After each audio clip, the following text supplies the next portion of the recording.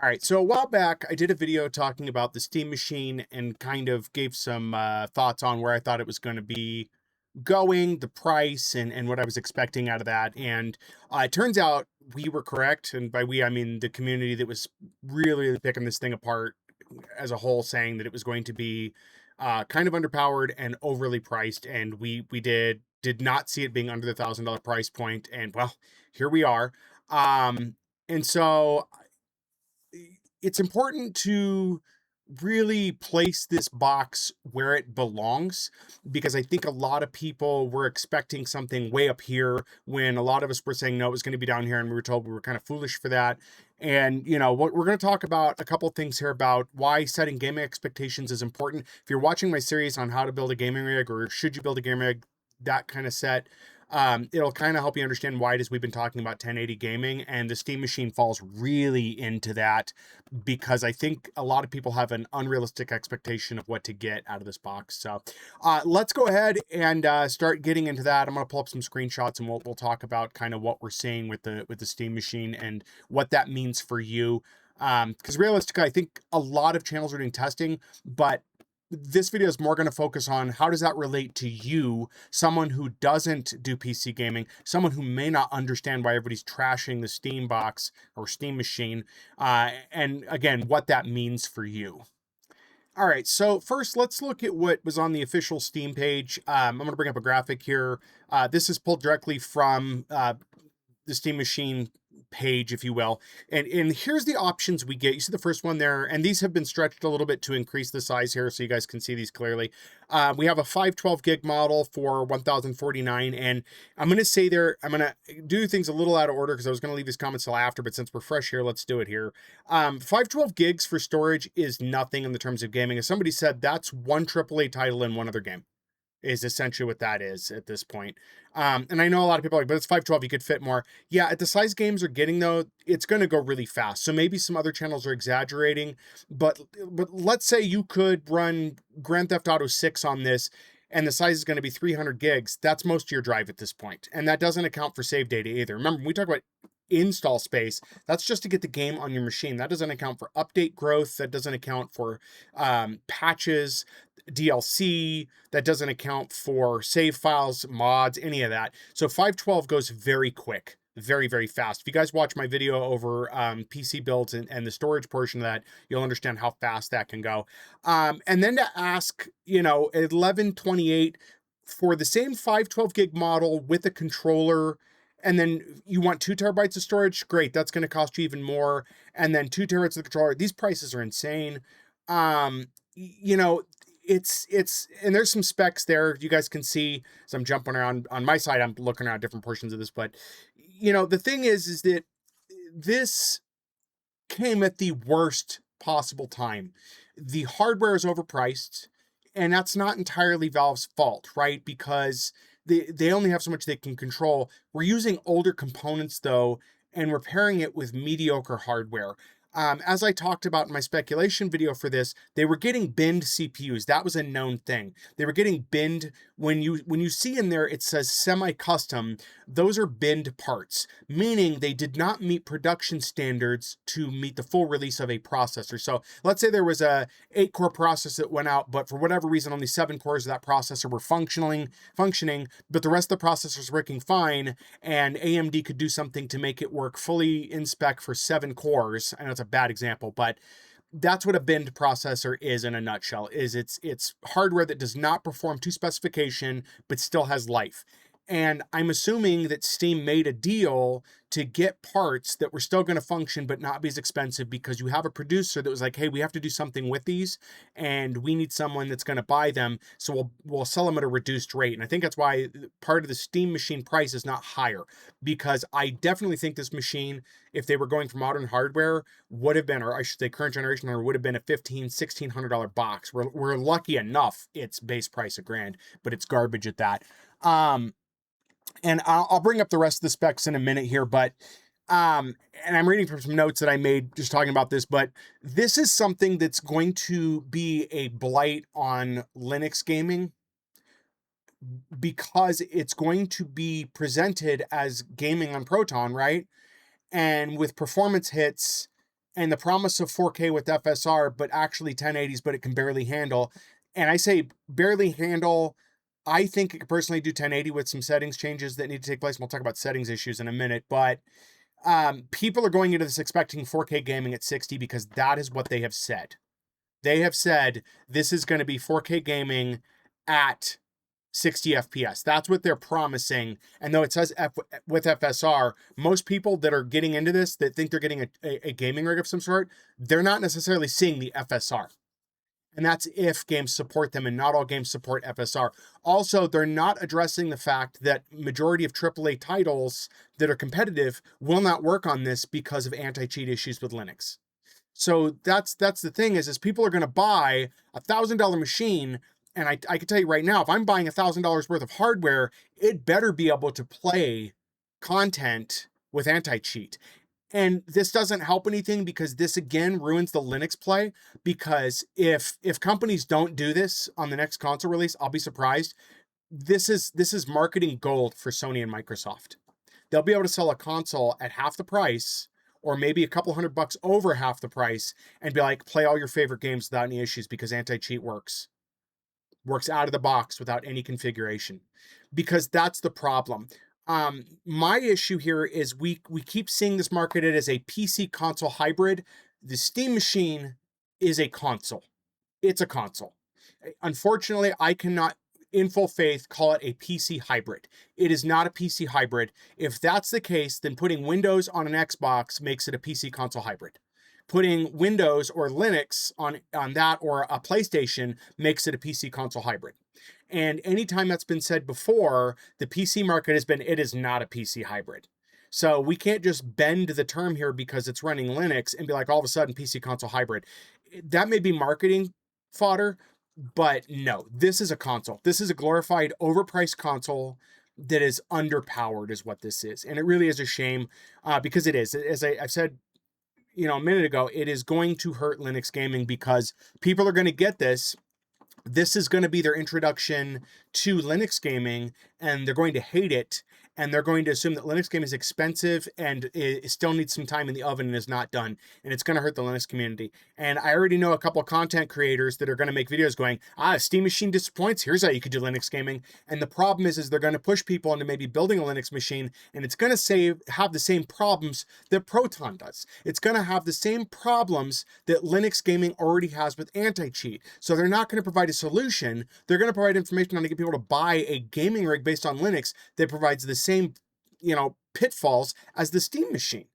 And that's the thing, is this has the same amount of problems. And yes, I know there's people that have been happy with their handhelds, but that's a very small market, right? The Steam handheld market didn't take the industry by storm and change the way people are doing anything, because when it comes down to it, people were buying Windows-based handhelds that were running far superior because they could run competitive without an issue, and they ran better. I want you guys to keep in mind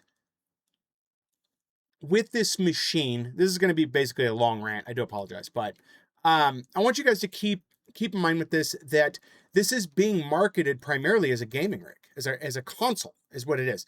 Not by words, but by the descriptors. It's being marketed as a console.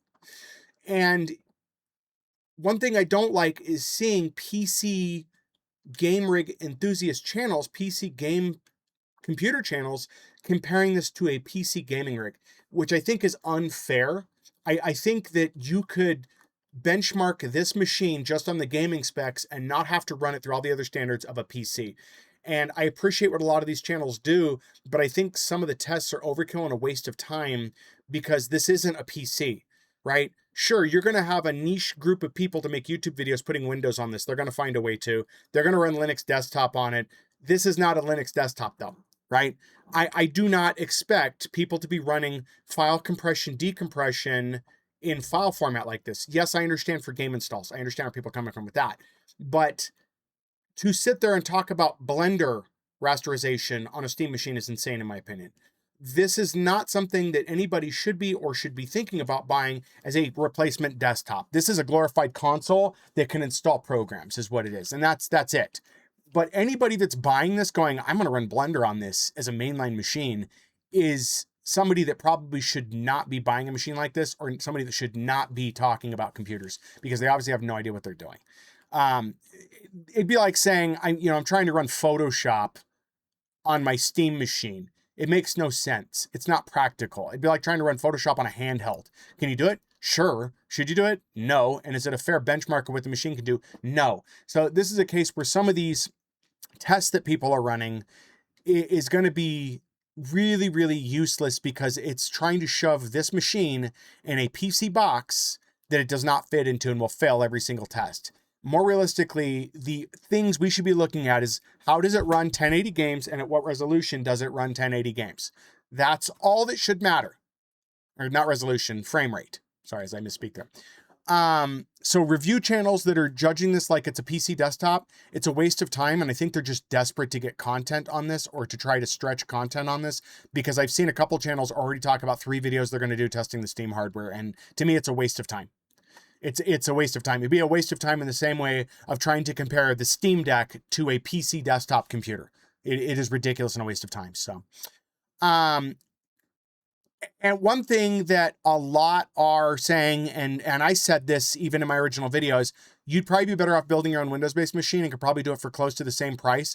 Now that we know it's running on Zen 4, I don't see why you couldn't. I did some mock price ups when I was able to get to the $1,000 price point. I had one built a little bit under, but price availability was an issue with that, because I think people are already buying up parts on that. If anything, I think this is going to show people that they don't have to buy the latest and greatest to enjoy gaming, is what there is. So yeah, if you're building on Zen 4, I think I said this in the old video, I'd have to go back and look, but you could probably find a used beat up Zen 4 machine on Marketplace, Facebook Marketplace, or Craigslist, and do repair work to it and still spend less than the Steam box and get a better performance out of it. Like, not even kidding.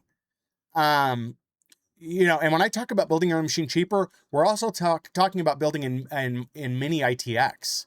So you would have a set-top box, a console size doesn't mean the exact same size, but console size box that's going to run better than the Steam machine, and probably better than a lot of the consoles, because of what you can do with that. So let's run over some of the specs real quick. I'm going to bring up another quick shot here and run over some specs on my side, but the semi-customs there, the CPU and the GPU,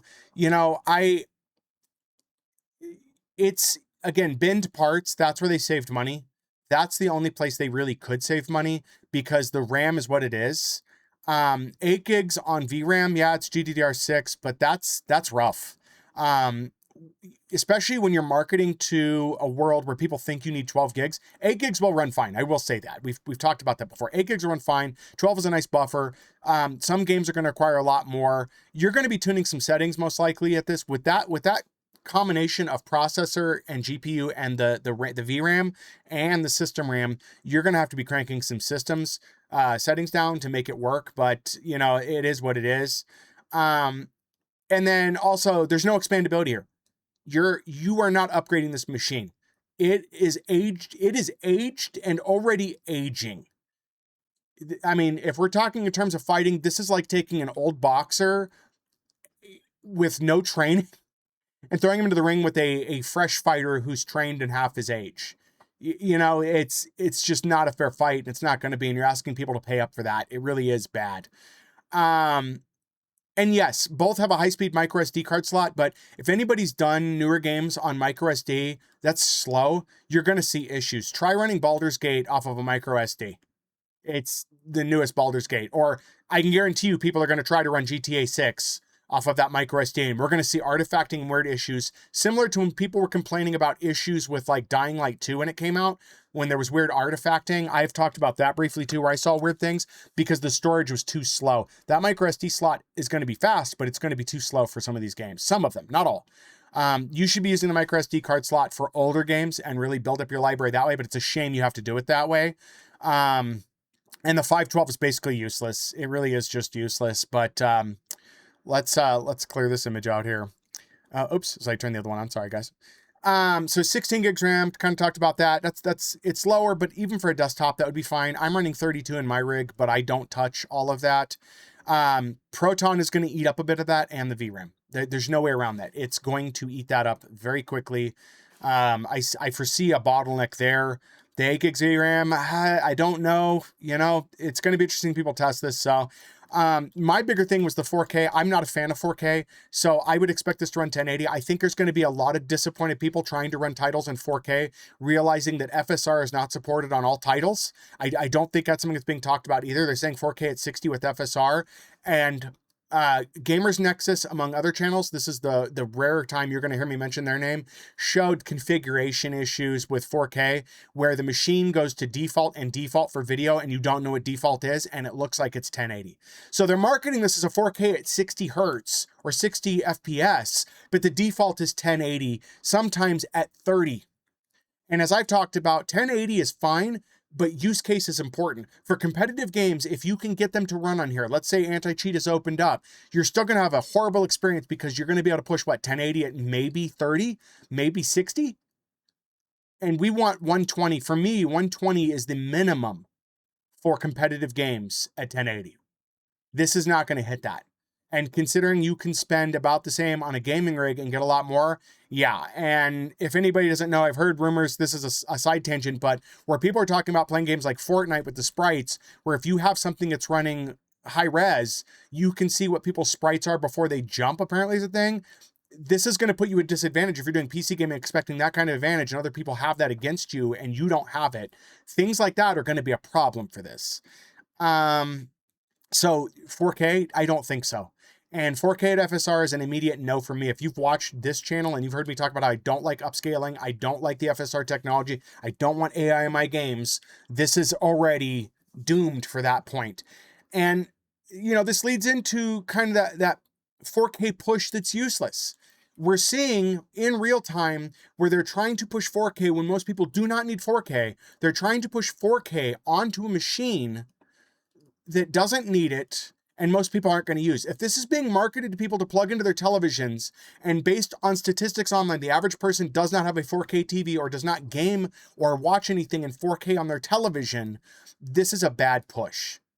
Luckily, you can lock the machine down to 1080, but as Gamers Nexus showed again, too, for a lot of people that may not know, the configuration can be tricky because there's 2 places to change configuration for resolution that most people are going to miss and may not know. So the fact that you're going to buy this machine, it's supposed to be ready out of the box like a console, and you're expected to have PC level knowledge to change configurations in 2 places to get the resolution to perform correctly, that's going to lead to performance issues. It's going to lead to performance issues and give this a bad rap even further. And it's going to make Linux gaming look bad. And then cooling, you know, I've seen, you know, I want to step back a minute on the resolution portion. This is why we need to normalize 1080 as a realistic gaming resolution and stop this 4K push in marketing by graphics card producers and hardware producers. It really is bad and ruining things. But moving on, cooling. Again, Gamers Nexus did a really good video. I think they have the best testing when it comes to cooling because they have their whole machine workup. And, you know, I do have concerns with the cooling based off what they showed. They gave it kind of it passes, but I have some concerns. And again, even building in a mini ITX case, a super small case, you can get better cooling results with off-the-shelf components that are very cost-effective. And again, that's at about the $1,000 mark and you're getting better out of this. Very, very bad for upgrading. As I stated earlier, you're not updating the GPU in this. Storage is not really upgradable. In my opinion, saying you can upgrade the micro SD card slot is a waste of time. That's not a true upgrade. That's not. That'd be like saying, you know, I can upgrade my desktop rig here by plugging in an SD card reader to the USB and adding an SD card. Upgradable storage. No, it's not. They're pushing this as a sell for the small form factor. And again, almost like it's a flex because somehow consoles are huge when this isn't that much smaller and it's not that much of a flex. If you're marketing a TV side box, it better be small form factor. You can't market a TV side box and go, wow, look, it's small form factor. It better be small form factor. Really is ridiculous. And so, you know, the other thing jump back to resolution because I found another note here that I put in the wrong order, but if the default resolution is going to be 1080 and then you're marketing it to people as a 4K 60 FPS system, they're going to be very disappointed when they patch it in. I can already see the Reddit posts now where it's like, I got my Steam machine in, why is it only working in 1080? this is going to be disastrous. It really is. This is the push that consoles needed to seem viable again. When a lot of people are wanting to jump ship for consoles because of multiple issues, this is the push that the console market needed. Valve just handed them a godsend in advertising. And if they don't use this, if Sony and Microsoft do not use this as advertising, they're dumb. This is literal meat left on the bone for them to pick at. So if they don't use that, it really is bad.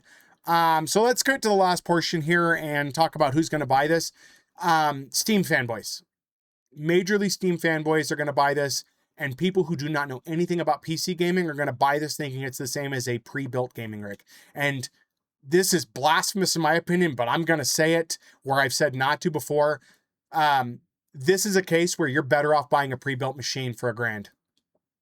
So as much as I would like you not to buy a pre-built, if your only option is to buy a pre-built at this point, get a pre-built and not a Steam machine. That's all I have to say about that. So that's my quick, long 2 cents on this. This is awful, was released at a bad time, and is really going to make the Linux market look bad. I'm going to be watching a few channels that do pro Linux gaming to see what their cope is going to look like for this. Because like I said earlier, I think they're going to run you should build a Linux machine, and they're not going to address any of the issues that aren't Steam's fault while just trying to address the Steam issues. Because the best I can see, all they can address is the price point and how to get a better performance. But you could literally build a better AM4 machine yourself for the same cost or cheaper. So anyway, that's all I've got for this. It really is disappointing, but we kind of knew that. The price point makes it dead on arrival. I've seen multiple places talking about that. The performance, if the price point didn't make a DOA, the performance is what's going to do it. So I'm going to be interested in seeing videos with performance testing that are not gaming channels. I want to see common users posting videos of how this works and seeing what they get. I'm expecting to see AAA titles that do run on this, that don't require anti-cheat, to be doing where I've seen speculation it's going to be 1080 at 16 FPS, where it's just not going to work. There's going to be a number of games that are not going to function, in addition to games that are running on older Steam OS builds that are going to be compatibility modes because they will not run on this new one. There are so many configuration issues. Anyway, I don't want to keep lingering on, but that's the video for now, guys. Turns out a lot of the speculation we had was true. This was just bad for Steam or Valve, bad timing, horrible time for release. They launched their ship right in the middle of the storm, right into a typhoon. And it was too late to turn back because they've already committed to the hardware. They've already got stuck in this. And it was like, what do we do? Well, we've already committed to the price point. Let's not try to lose any money. Let's try to sell what we can. But this is going to be one of those things in history where it's like, what were they thinking? And yeah, anyway, that's all I got now, guys. Hope this helped, and hope that if you're not a PC gaming person or you don't understand a lot of what's going on, I hope this helped. If it didn't, kind of let me know what didn't make sense or what I wasn't clear enough about, because I'd like to kind of direct things more in that direction. I'll definitely be open to doing a follow-up based on those questions and that feedback if you guys need that, but don't buy this. If you know nothing about PC gaming, coming from an IT professional, do not buy this. Do not at all. It is a waste of your money. You will be very disappointed with it. Just do not buy this. So anyway, hope that helps, guys. Till next time. Bye.